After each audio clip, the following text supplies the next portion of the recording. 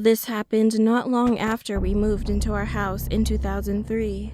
It was a nice and big house, which was made in the 1950s. One day I was in my backyard watering the grass, and then out of the corner of my eye, I saw something that made me pause. There was a man standing next to the shrubs near our backyard's wall. He was dressed like a carpenter. His head looked like it was tilted sideways, and his body was slightly facing our fences sideways. Then he saw me and smiled kindly at me. At first, I thought he was fixing someone's house, and that it was his job. However, only after he faced me, I realized that wasn't the case. When I looked at him with narrowed eyes, I noticed that his neck was visibly broken, causing his head to awkwardly tilt to the side. I then saw that he waved at me once, but I was too shocked to scream at the time. After I regained consciousness, I looked around, but he had vanished and had literally faded away. 2 nights later, I woke up at 3 a.m. Noise was coming from my ceiling. It sounded like someone wearing construction boots was walking very slowly.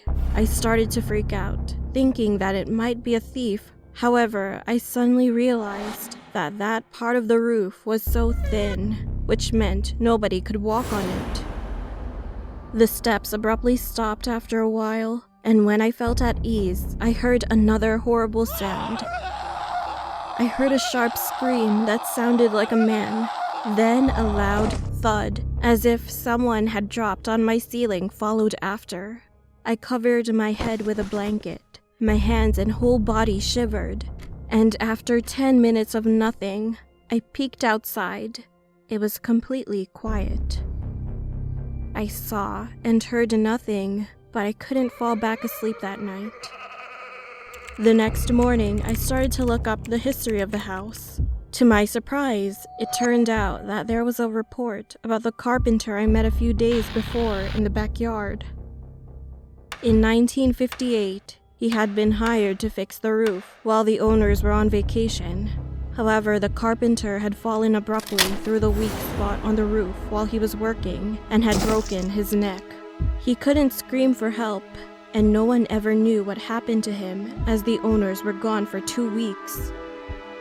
He was finally found when they came back, but had already died. This happened right above my bedroom. Suddenly, I felt bad for the poor guy, and I guess he's still looking after things. Since then, I've seen him sometimes, but I'm no longer afraid of him.